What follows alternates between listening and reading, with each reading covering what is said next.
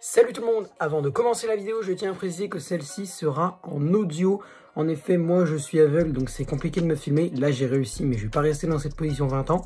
Donc du coup, je vous retrouve pour la vidéo en audio. J'espère que le contenu, lui, restera le même pour vous. Goodbye.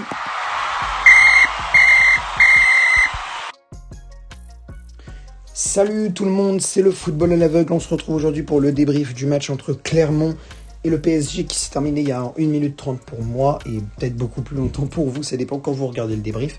Enfin bref, ce match du contre Clermont et le PSG s'est terminé sur le score de 6-1 pour le PSG. Aujourd'hui j'ai vu des buts, parce que cet après-midi j'étais à Guingamp-Toulouse.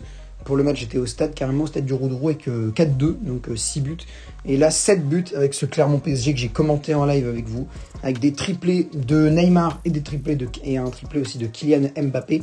Contre un but de Jodel Dossou, on va remettre tout ça dans l'ordre. Donc 6e minute de jeu, Neymar ouvre le score. 19e, Kylian Mbappé double la mise, 2-0. À la 42e, Jodel Dossou marque. Donc il y a 2-1 à la mi-temps pour le PSG. Là, on pense que ça va être très compliqué, mais en fait, non. Parce que derrière, en 13 minutes, le PSG colle 4 buts. 4 buts en 13 minutes pour les Parisiens. 70e, Kylian Mbappé pour le 3-1. 70e, Neymar, pardon. 74e, Kylian Mbappé pour son doublé aussi. Donc là, doublé pour les deux. 80e, Kylian Mbappé s'offre un triplé. Et 83e, Neymar s'offre aussi un triplé. Avec 3 passes décisives pour Lionel Messi aussi. Kylian Mbappé s'en est offert une ou deux, je crois. Et Neymar s'en est offert une. Donc ouais, c'est ça. Donc c'est une triple passe décisive pour Messi. Et un but et une passe décisive pour Neymar et Mbappé.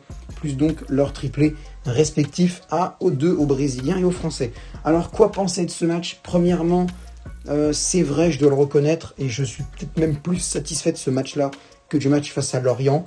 On a vu une équipe du PSG qui a maîtrisé son sujet. Alors oui, c'était face à Clermont, mais n'en déplaise aux gens qui pensent que Clermont, c'est parce que c'est Clermont, donc c'est simple et tout et tout. Alors oui, c'est que Clermont, mais n'empêche que c'est quand même une bonne équipe, les Clermontois. Il y a de très bons joueurs dedans, il y a Mohamed Bayo et tout.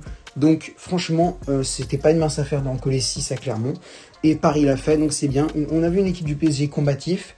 Les seuls moments où j'ai trouvé que Paris était juste, c'est quand, avant de partir au vestiaire en première mi-temps, quand Dossou a marqué. Derrière, on s'est fait bien déborder par Mohamed Bayo. Mais en seconde mi-temps, le PSG a bien muselé les Clermontois. Et Sergio Ramos a été très bon, parce que c'est bien, Ramos, il est blessé tout le temps et tout.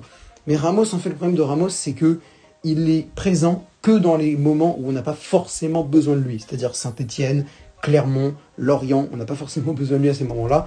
Mais il est là, et Icardi, c'est l'inverse. Icardi, c'est le mec, on aurait bien besoin de ses qualités de buteur, on le met en bonne position face à des grandes équipes, mais il marque presque jamais, il est presque jamais là, il fait rien sur le terrain. Ramos et Icardi, c'est les deux fantômes du PSG, et pourtant, pour moi, c'est Ramos qui est le meilleur. Pour moi, Sergio Ramos, faut juste attendre qu'il se stabilise au niveau de sa blessure, et je pense, j'y crois encore une fois sur le fait que ça peut aller cette fois, qu'il peut vraiment s'en sortir, faire quelque chose de mieux. Sergio Ramos, j'y crois moi, donc je me dis allez, cette fois ce sera la bonne, il va pas se blesser avant un moment, peut-être il se fera une petite blessure comme tout le monde, un petit truc aux adducteurs, machin, qui va l'éloigner du terrain encore pendant 2 semaines, mais genre j'espère qu'il va enfin stabiliser sa blessure, qu'il va pas re-rechuter, et qu'on va avoir le vrai Ramos, et surtout qu'il partira pas en juillet, parce que je suis persuadé que la saison prochaine, il peut encore faire quelque chose au PSG, parce que Sergio Ramos, il est souvent blessé, mais n'empêche que quand il rentre, c'est bien. Franchement, quand il rentre, Sergio Ramos, il s'est pris un carton rouge face à Lorient, d'accord, mais ça arrive à tout le monde. Je pense que c'est très bien de voir Ramos revenir. La défense centrale, Ramos Kimpembe m'a pas mal plu. Voir Marquinhos se reposer, c'était bien. Je pense que Marquinhos, il a besoin de se reposer, changer d'air, penser à autre chose, et c'est bien. C'est bien pour Marquinhos. En espérant le voir de retour la semaine prochaine face aux Marseillais. Peut-être une défense centrale Marquinhos-Ramos face à Marseille. Ce serait très bien. Franchement, ce serait génial. Une défense centrale Marquinhos-Ramos avec Lionel Messi et tout. Ce serait franchement génial. À l'approche du Classico face aux Marseillais. Franchement, moi, je prends largement. Ensuite, l'attaque Neymar, Mbappé, Messi. Les trois ont contribué grandement. Neymar avec 3 buts et une passe décisive. Mbappé avec 3 buts et une passe décisive. Messi avec aucun but mais 3 passes décisives. Alors oui, c'est pas ce qu'on lui demande encore une fois à Lionel Messi. N'empêche que sans lui, il n'y a que 2-1. Donc merci. Mais non merci. Il n'y a que 3-1. Il y a que 3. Ah bah oui, mais attends, mais oui, du coup. Bah ouais, attends, il y a 6-1 en fait. Donc il n'y a pas que 5 passes décisives. Je sais pas qui a mis la 6e passe décisive. Est-ce que c'est une quadruple passe décisive de Lionel Messi? Ou est-ce que c'est double passe décisive pour Neymar et Mbappé? Je sais pas, renseignez-moi dans les commentaires si vous savez. En tout cas, très satisfait de cette rencontre. Je pense qu'il n'y a pas grand-chose de plus à dire en vrai. Rendez-vous pour PSG-OM dimanche prochain.